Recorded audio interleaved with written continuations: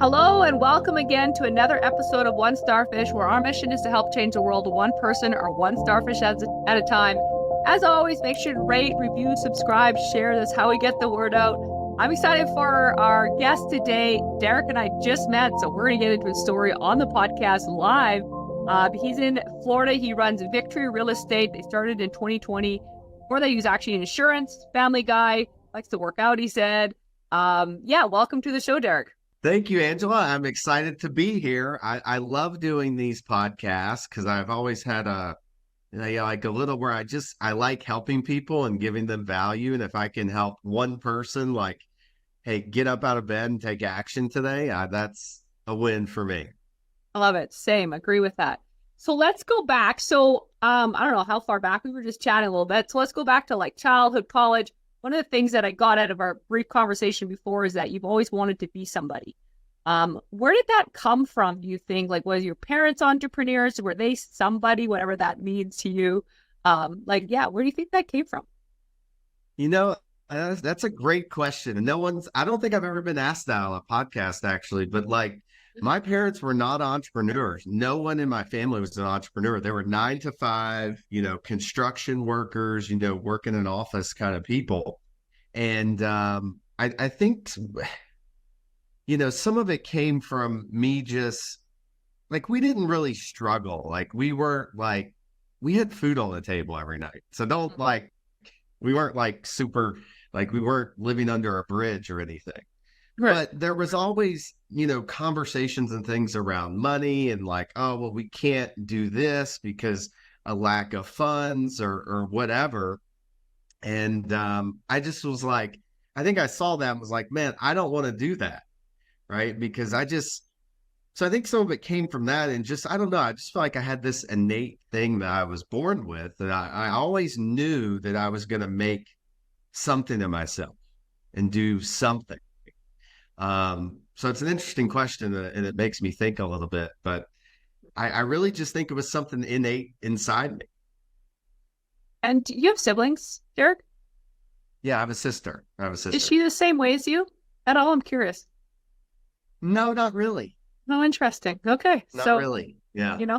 That's cool. And here's the thing, guys, if you're listening to this and you're like that, you come from one of these families like, well, my family's not this or my family's not that. You can be the one in your family that, someone has to become the wealthy one in the family. The wealthy family can come from you. So that's really cool. So you got into college and like the traditional, what did you take in college? Why did you go to college? Like, how was that experience? That's not really necessarily becoming someone. It could be, but not. Yeah. This could get funny and comical. And so look, I went to college. The reason why most people go to college, because that's what we were taught growing up. Hey, you go to college. And none of my family, back to that a little bit, like none of them went to college. Like none of them graduated college. No one had a degree, nothing, just from a small town in Virginia, like, country folk, right? And I was just like, all right, I'm going to go to college. That's what I thought was kind of a piece of me making something of myself because no one else did. And I wanted to go out of state for college because I didn't want to stay in the small town that I was in. I didn't know what I was going to study when I went to college. I had no freaking clue, but I just went. General studies, out of state tuition, $28,000 a year, really smart. Don't do that if you're listening to this. But then it was like a year after I was in college, I was like, you know what? I figured out that accountants make a lot of money. So I'm going to be an accountant. That was my whole justification for doing that.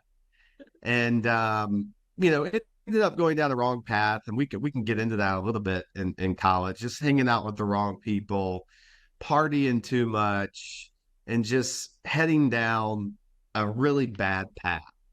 There. Yeah, well, let's touch on that. So, what do you think motivated you to get into that group and how did you get out of it? Yeah, I think, one weakness that I had, like I always wanted to fit in, even in high school. So you wanted to be somebody, but you wanted to fit in. Yeah. So it was like this, it was like the real me wanted to Yeah. be somebody. But then like there was this thing that I had to fit in and like I The had to good be angel with and the them. bad angel. Correct. Yeah, exactly. And so I thought me partying, drinking all the time, doing drugs, like that was going to make people like me.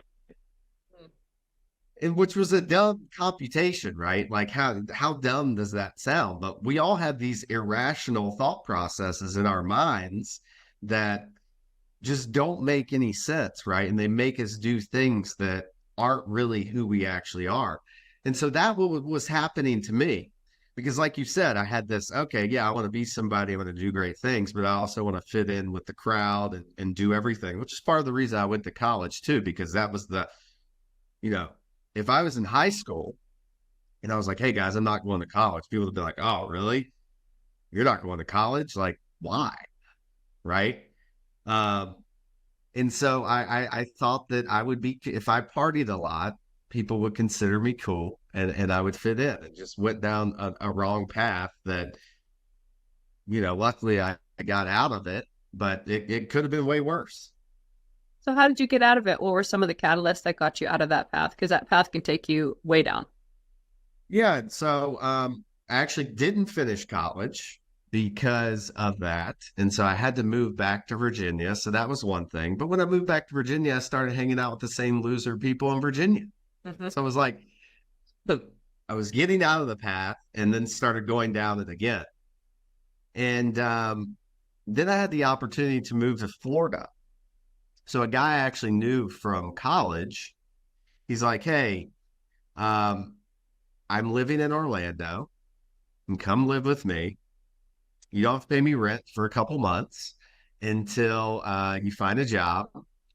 I knew I needed a change of environment. If you're listening to this and you're hanging out with the wrong people, the best way to do it, and you're not getting like, if you're going down the wrong path, is changing your environment and getting out of it. Because otherwise, I see it all the time. People like, they're still living in their hometown or wherever. They're like, hey, I want to go do stuff. But then you have the same people like, oh, I don't want you to leave this group. So we're going to pull you back. Right. So you have to like, get yourself out of that environment. That's what I did right. I knew that I needed to leave that environment. And so I moved to Florida. I knew nobody. I had $300 from a tax return. I think it was a little bit less than that, actually. $300 from a tax return that I took to Florida and some, other issues I was fighting. And I decided to get a commission sales job in insurance, door to door, cold calling on businesses. Wow. And yeah, we can get into that a little bit, but that was my way of getting out of it because I knew I had to change that environment. So important. Have you heard of the crabs in the bucket story, theory, whatever you want to No, call it? I Theory, don't it's think like so. reality. So Yeah. even if anyone else hasn't, it's such a good one. So when people go fishing for crabs or whatever you want to call it, crab hunting, crab fishing, whatever you call it, they throw a bucket in, and when crabs go in the bucket to get the food, they eat the food, and then the food's gone. Thing is, they can crawl out of the bucket. It's wide open on the top. But the first crab that tries to crawl out of the bucket, the other crabs pull him back in. And then if he tries again, they pull him back in again. And if he tries again, they chop off his legs. And if he keeps trying, they'll actually kill him. So a lot of times people are like crabs in a bucket. So if you're in a bucket and you're with these crabs that are trying to pull you back, like they were for Derek, sometimes you gotta make it out of that freaking bucket. So I love that because that is so true. Change your environment because people will try to pull you back in, to their comfort zone so that you are not the weird one outside that's like what makes them visualize what they could be. Yeah, yeah, and and sorry, Angela, but one thing I'll say on that too, and I know if you're listening to this and you're maybe in that position, like it's not easy. If you've been living there your whole life and you're like, hey, I gotta move somewhere, like it's scary. Maybe you have a comfortable, whatever you're doing there, but like it's a little scary. But for me, it actually wasn't that scary because I knew it was the right thing to do. I had no, qualms about it being the right decision. So, um, anyways, just another comment on that. That's cool. I like that. So then you got into insurance door-to-door cold calling, which I have never done door-to-door or really cold calling a little bit, I guess, because I get bored. But not normally my thing and not normally most people's things. You got into that. Tell us a little bit about how that went for you. And yeah, what did you learn from it? Oh my gosh, like so much. I think like it should be required that people have to do that because there's so much learning involved. And I hated it. Like it was miserable. It was terrible. Like insurance, I never really fully believed in this particular product, that this type of insurance that I was selling. I mean, I knew it helped, that it helped, whatever, right? But so I never really fully believed in it. Mm. But it was difficult because I was going around, I had to knock on a door and go talk to someone. I had no confidence anyways, right? And so if you're walking into 20 to 30 businesses every day, no, no, no, get out. We're not interested, getting all the pushback and the rejection, just having to battle through that mentally actually helped me gain this persistence muscle where it's just like, I don't even look at challenges anymore. Like they're just, oh, hey, something happens. Like, hey, we're just going to fix it and we're just going to keep going. Like the persistence that it built in me is just, that's my superpower now. Like I'm not going to quit on something. Like it's just impossible because I've already been like, I don't think I could go through any worse of a scenario than that. And I actually did that, Angela, I was in that business for 9 years. I ended up building up a team. It started with me. By the end of it, by the time I retired out of that business, I had a team of over 100 salespeople. And I was like the manager, managing people going through this shit now.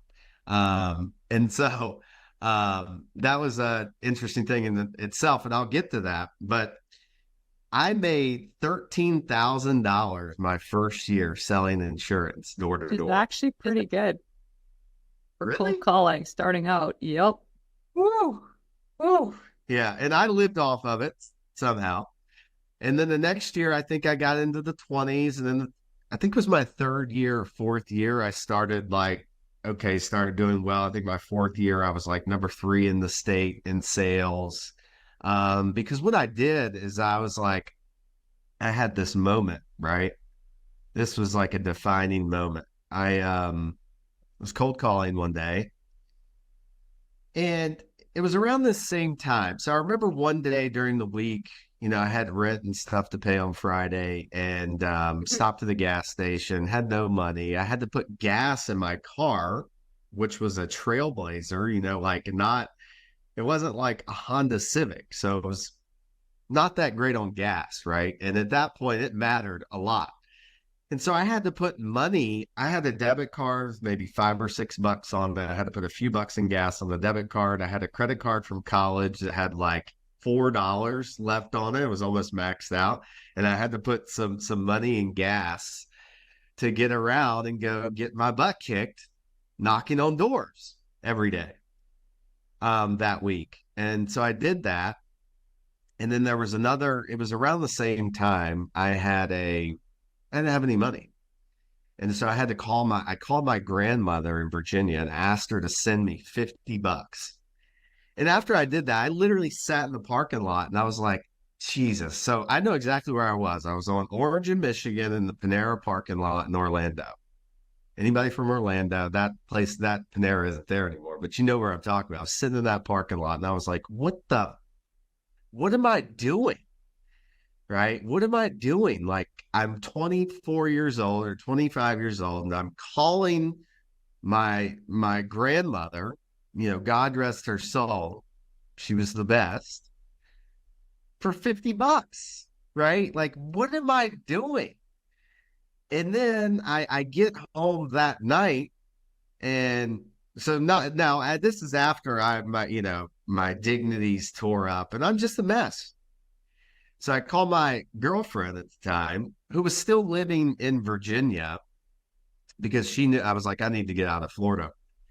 And so we were doing kind of a long distance thing. And so I called her and I was like, yeah, I don't know what I'm going to do. Like this is going terrible. I was literally about to cry. And she's my wife now, and she's freaking amazing. We've been together for like 14 years Oh, now. wow. So she goes, I'll the explicits that she told me after I was calling her looking for sympathy. She said, Derek, you are a effing loser. She goes, my friend that works at Lowe's makes more money than you do. And I was like,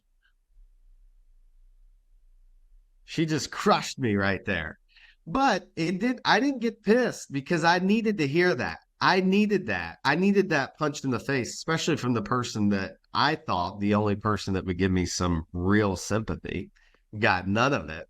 Still don't get any of it today. If I go in and I'm like, oh, yesterday I call my wife and I'm like, oh, this freaking deal, I don't know if we're going to close it. Like, I don't know if we move forward. And she's like, just close, like, do the deal. You want to do the deal? Like, what's going on? And like, she always is good at cutting through.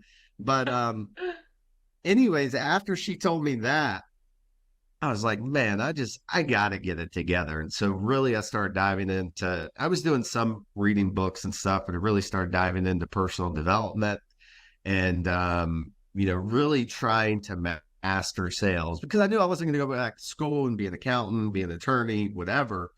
And I read a book that was like, hey, commission salespeople make more than doctors, attorneys, like on an average basis. I was like, okay, this is my only shot, right, at doing something. And so I ended up, trying to get better at sales. I really started committing and spending money on personal development, and it started working for me.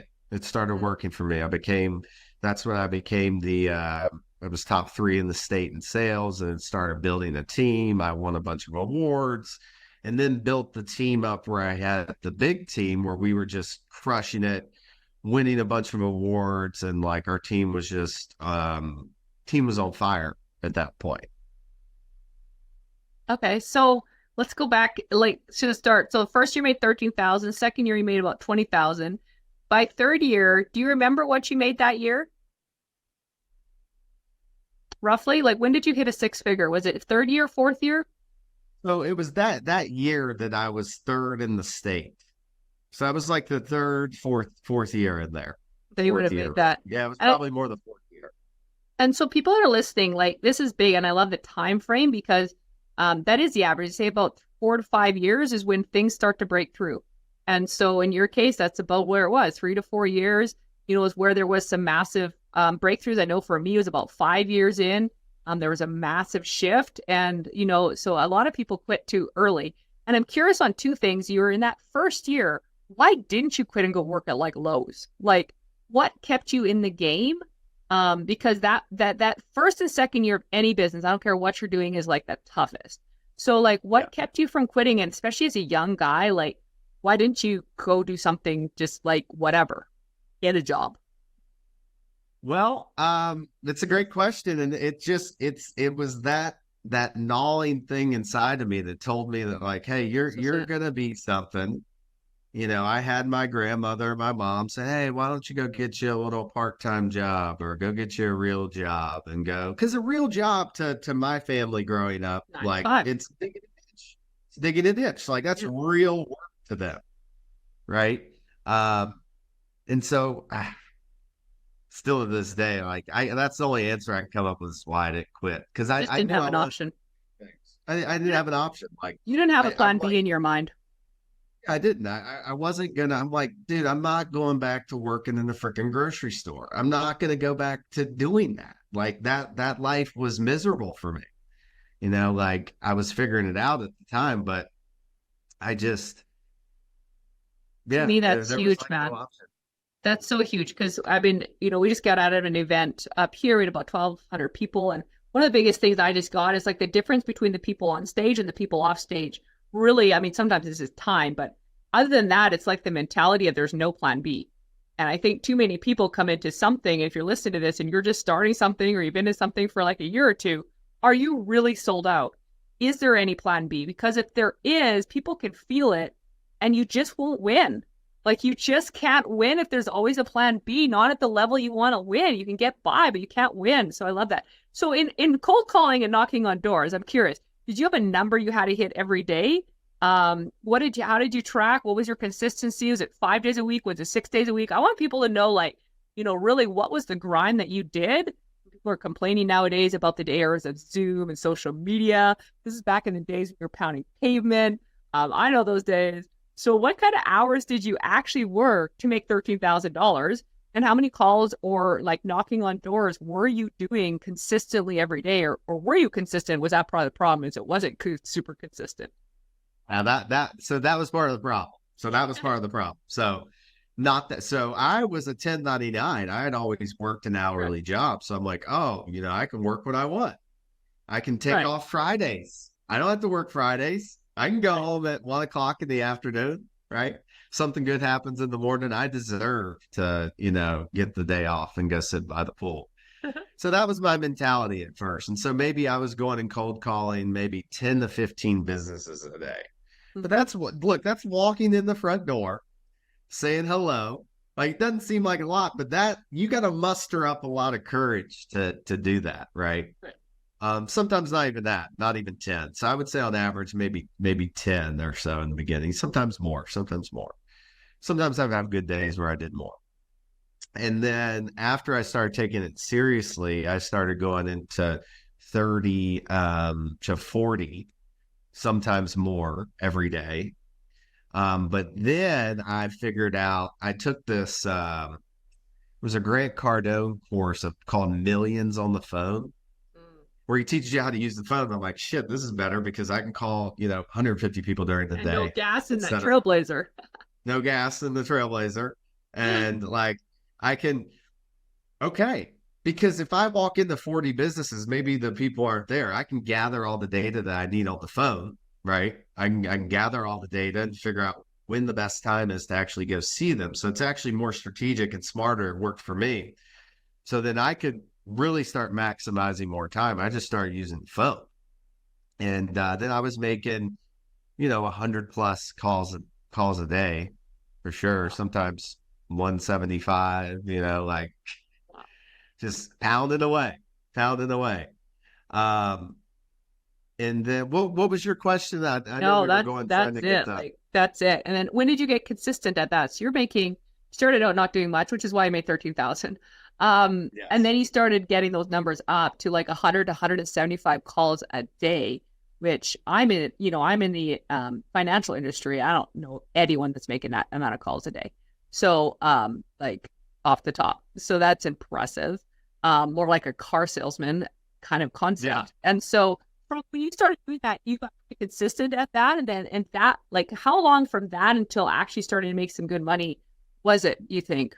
If you remember. Yeah, I mean, that was like, it probably took, 6 months to really start planting a bunch of seeds and maybe a little longer. And so like the whole persistence thing, because people, like a lot of people be like, all right, I'm going to start making 150 calls a day. And they do it for a week and they're like, wow, it didn't even work. I don't have anything else.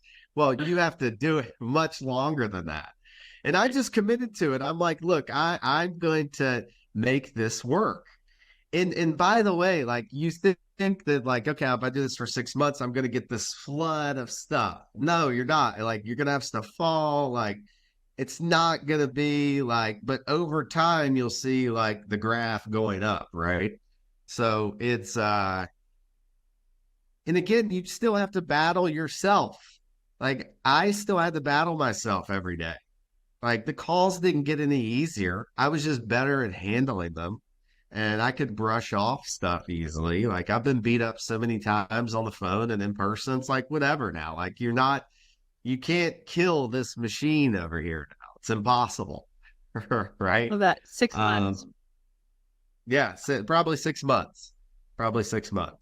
And I started to get deals and stuff in between there. I would say probably 90 days. Would that be more accurate of like actually starting to see some results? Would be about 90 days. Yeah. I mean, once you're making that kind of volume, you'll start to see, you're like, wow, I have all these appointments to go to. Then you'll have a different problem. Because then I had read the 10X roller coaster. Okay. Yeah. I had read the 10X rule with Grant Cardone. I'm a big fan. I love Grant Cardone.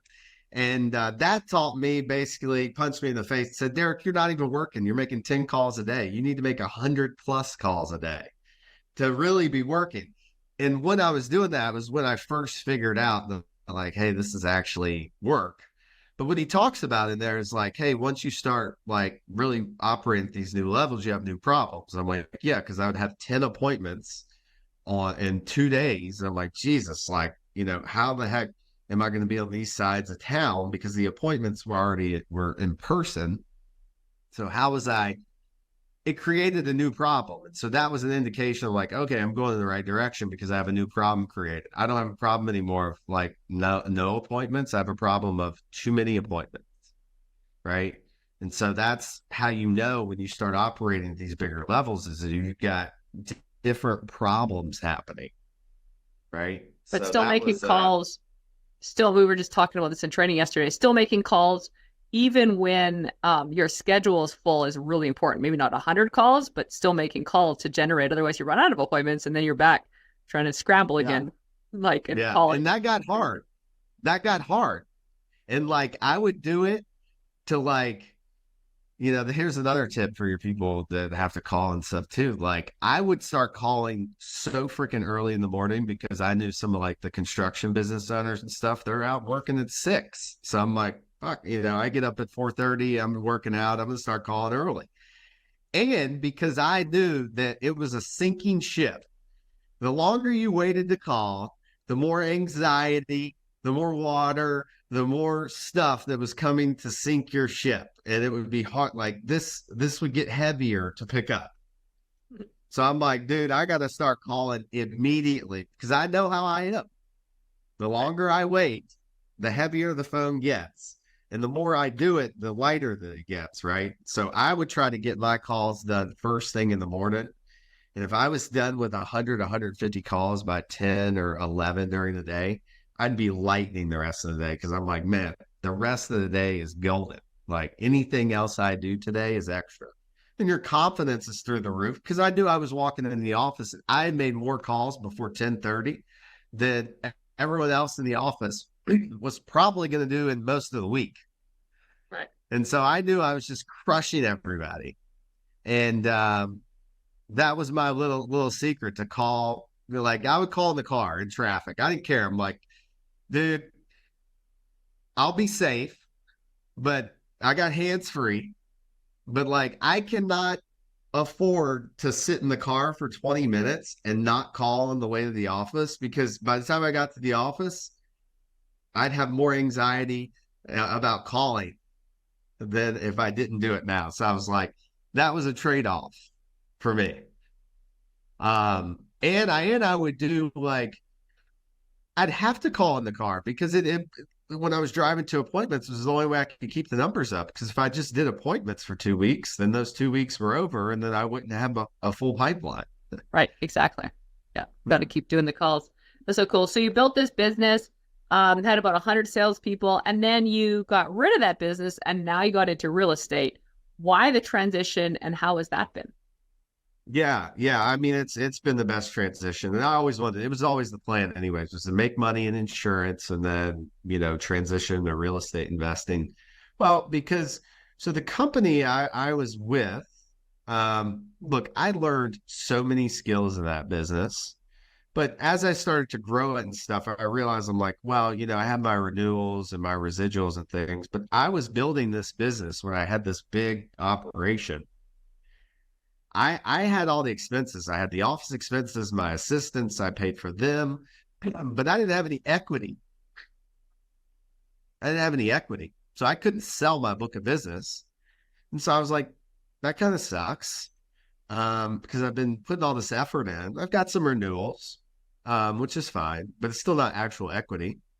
And then because I planned on still doing the insurance. Right. And then, I was like, hey, I'm going to get, promote one of my guys to like sort of run the business. And they're like, oh, you can't do that. You got to run. I'm like, why not? Because they own the book of business. So they sort of own you.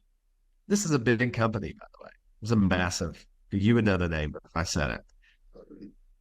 And then so our team is killing it.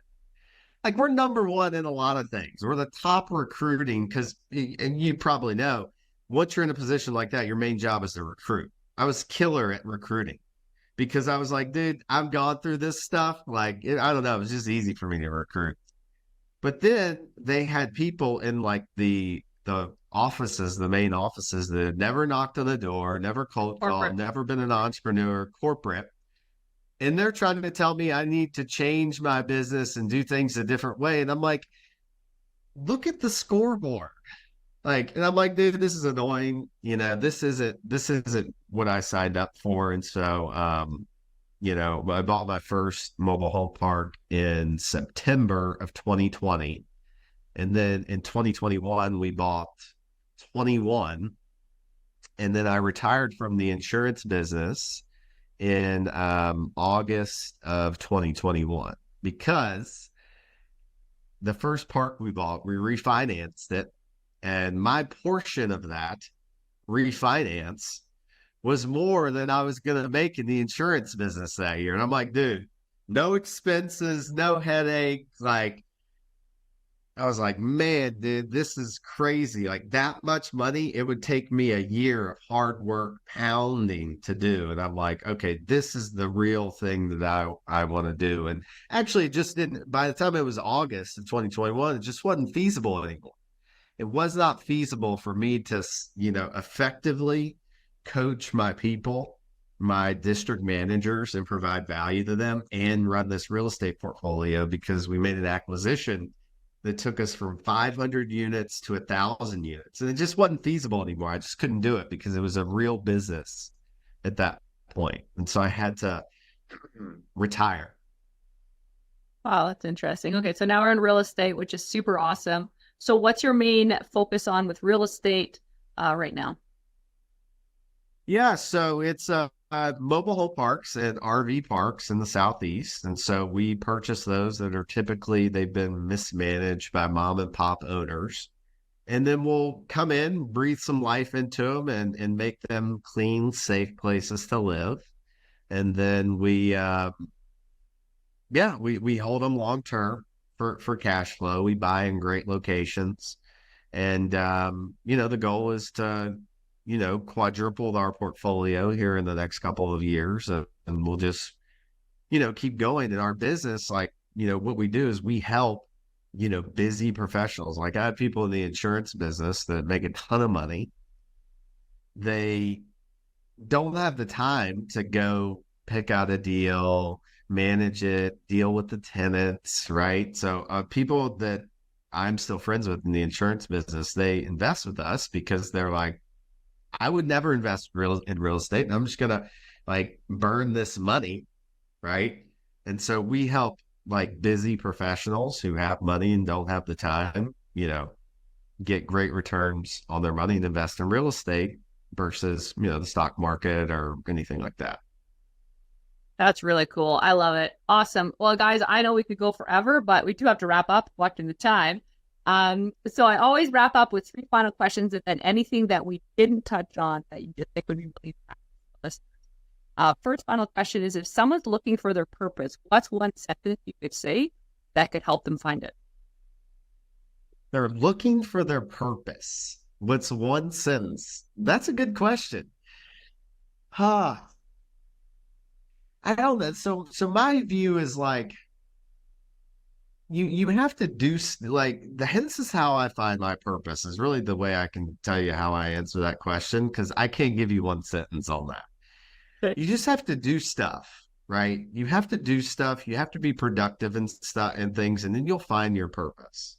Like when I was coaching, one of my purposes is just helping people. I love helping people in the insurance business come and make their first 100 grand. That was super fulfilling for me. So helping other people and I think that was how I found my purpose really was just doing things and trying things until I was like, oh, that makes me tick right there. That's awesome. Second question, what's a favorite quote and why?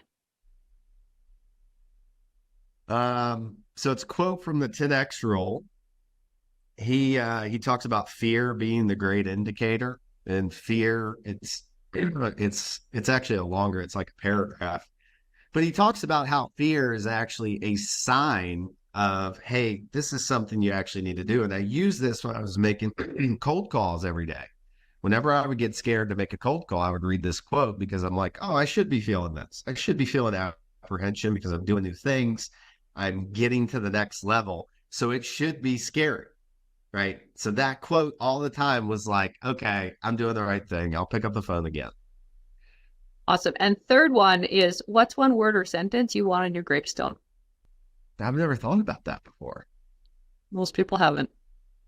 Yeah, I've never thought about that before. Do you get a lot of silence when you I when do. you ask This this is a good question. Yes. Such a good question. How do you want to be remembered? I mean, I want to be remembered as someone who helped. Like, yes, we did well for ourselves or our family, but like not even just the family, like someone that had an impact on, the world at large. Like, hey, oh yeah, Derek helped me, figure out how to become a multimillionaire when I was working a 9 to 5 job or I was working a sales job, and I never thought I would be able to. Right. I think that and just, helping the world become a better place. I like that. All right. So you run into someone in the coffee shop. They're like, hey, Derek, that was awesome. I got to make more calls, whatever their thing is they get out of this. Got to have no plan B. What's something we didn't touch on that you think would be really impactful for our listeners?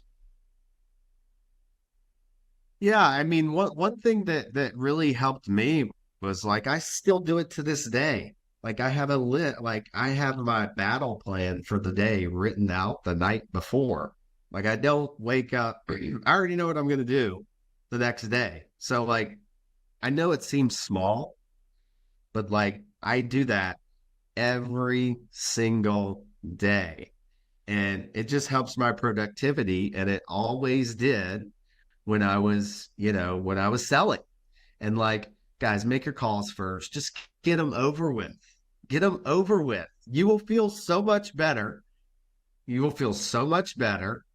And start at 7, start at 6:30 if you can. I don't know what your clients are, but like start like to me, that's great advice. Start early. And one thing that I had learned here recently, I'll give you a couple things here, was organize. So I've always been like, hey, let's go tear stuff up and we'll figure it out later. So I actually brought on a COO in my business who has really started organizing stuff in a way that's like, wow, not making me wear every hat anymore.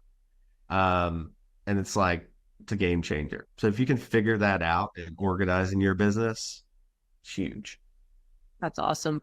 Thanks for being on. Guys, make sure to reach out to Derek if you want to learn more about his investing and possibly being part of that. We'll have all of that stuff in the show notes. I'm sure he'd be happy to talk to you to learn more about the real estate and his passion now or anything else. He's here to help. So if you have some questions, just reach out. Definitely do that.